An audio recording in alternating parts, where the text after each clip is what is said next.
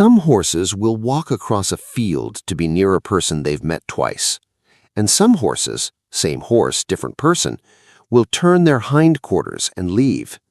It's not random. It just looks random until you understand what horses are actually measuring.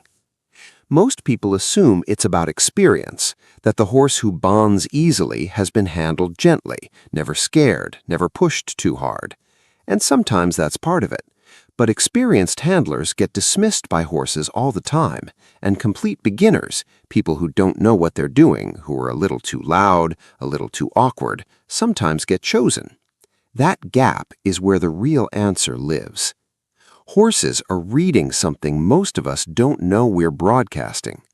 What they're reading primarily is your nervous system, not your intentions, not how much you love horses or how long you've been around them. Your autonomic state, whether your body is in a regulated low-threat mode or whether it's running some version of alert. Horses are prey animals. Their survival has always depended on reading the internal states of other animals around them, and they are extraordinarily good at it. Researchers studying equine social cognition have found that horses respond differently to humans based on subtle physiological cues, heart rate variability, body tension, breath pattern, micro-movements in posture, before any interaction even begins. There's a study worth knowing here. A 2016 paper found that horses could reliably discriminate between human facial expressions of happiness and anger, and, this is the part that matters, they showed physiological stress responses to angry faces, even in photographs, not real people. Photographs. Their nervous system was responding to the emotional signal before any behavior occurred. That tells you something about how finely tuned this detection system is. So when someone walks into a stable feeling anxious but trying to hide it, holding their breath, smiling too hard, moving with that particular stiffness of someone performing calm, the horse doesn't see calm. It sees a predator that's pretending. And prey animals have exactly one interpretation for predators that are pretending: danger. This is where the natural affinity myth comes apart. People who seem to have an instinctive connection with horses are often just people whose nervous systems happen to be regulated. They're not doing anything magical. They're simply not leaking threat signals. The horse walks towards them because nothing in the approach is setting off an alarm. Here's what changes when you understand that. The work isn't about learning techniques. It's about learning to regulate yourself before you ask anything of the horse. That's a different problem entirely.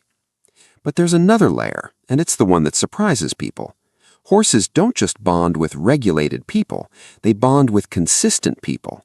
And consistency for a horse doesn't mean what it means for us. For us, consistency means doing the same thing repeatedly, same routine, same handling, same cues. That matters, but it's not the core of what horses are tracking. What they're tracking is emotional predictability. Can they read you? Does your internal state match your external behavior? Are you the same person on Tuesday that you were on Saturday? Horses are very bad at bonding with people who are emotionally inconsistent, not unstable in a dramatic sense, just variable. Someone who is warm and open one day, distracted and slightly closed off the next. Someone whose body says one thing while their hands say another. Inconsistency is ambiguous, and ambiguous for a prey animal reads as unreliable, and unreliable reads as unsafe.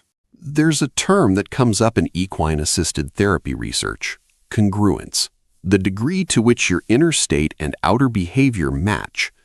Horses, according to multiple researchers in this space, appear to be remarkably sensitive to incongruence. They're not reading your words, they're reading the gap between what you feel and what you're doing. A person who is genuinely calm and moves calmly, congruent. A person who is anxious but forcing stillness, incongruent. The horse knows the difference, most of the time. Which means the path to genuine bonding with a horse isn't about how much time you spend with them, though time matters. It's about the quality of the state you bring. You can spend 5 minutes with a horse in genuine quiet presence and lay more groundwork for trust than an hour of anxious, effortful interaction. And actually, I want to be careful here. This doesn't mean horses only bond with calm people. Some horses, particularly those who've been through difficult experiences, bond most readily with people who feel a little uncertain. Not because uncertainty is safe, but because it's honest. Because a person who isn't performing confidence, who isn't pushing, who is genuinely deferring and asking rather than demanding, that reads to a wary horse as non-threatening in a very specific way. It's not about being passive, it's about being readable. So what does an unreadable person look like to a horse? Think about the handlers who try hard, who mean well, who are working very hard to connect, who are doing everything right technically, and the horse is polite but distant. There's a glass wall. What the horse is often responding to is the effort itself, the trying, because trying physiologically looks a lot like wanting, and wanting in horse body language looks a lot like predatory attention. A relaxed predator isn't a threat. A focused, attentive, wanting predator, even if what it wants is to be your friend, still triggers the alarm. The people horses choose are usually not the people who are trying the hardest to be chosen.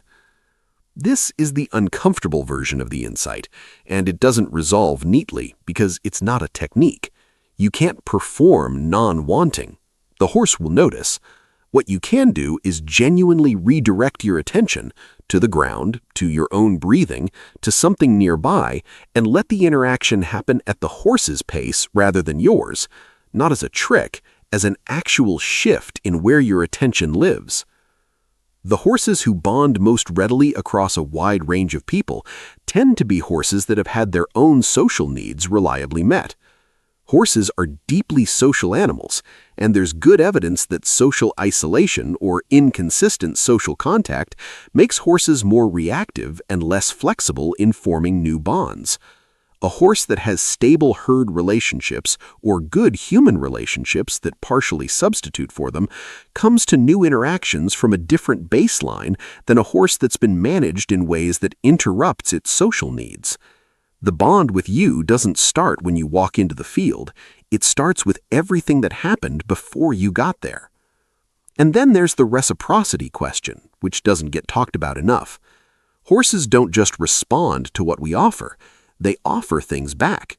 Small initiations, requests for contact, moments of curiosity, and whether we notice those moments matters. The horse who noses your jacket pocket is doing something. The horse who follows a step or two after you start to leave is doing something. The horse who turns an ear toward you across the paddock is doing something. Bonding isn't one-directional. A horse that keeps initiating and keeps being missed because the person didn't notice or interpreted it as pushiness or just kept moving eventually stops initiating, not out of stubbornness, out of a very reasonable recalibration.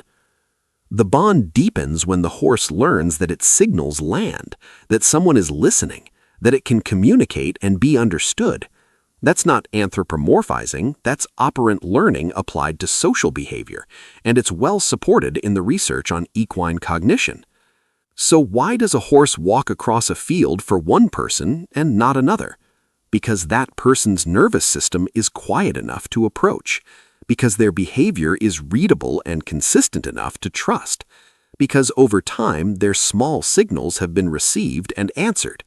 And because, and this is the part that stays with you, the horse made a choice, not a trained response, not a conditioned behavior, a preference. An animal that has survived for millions of years by reading the world accurately looked at that person and decided, safe. That decision, when you understand what it actually costs a horse to make, is not small. Go spend some time near your horse without wanting anything, not training, not bonding, not a goal, just presence. See what moves.